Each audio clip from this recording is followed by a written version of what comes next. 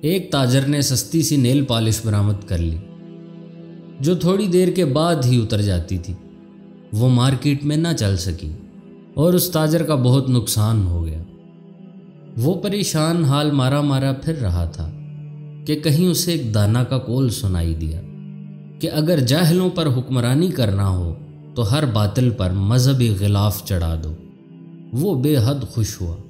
اس نے فوراً اشتہار دیا کہ اللہ کے فضل و کرم سے ہم نے حلال نیل پالش منگوا لی ہے جو وضو کرتے وقت بآسانی اتاری جا سکتی ہے۔ یہ سنتے ہی عورتیں دھڑا دھڑ اس نیل پالش پر ٹوٹ پڑیں اور اس تاجر کا کاروبار چمک اٹھا۔ اس نے کروڑوں کا منافع کمایا۔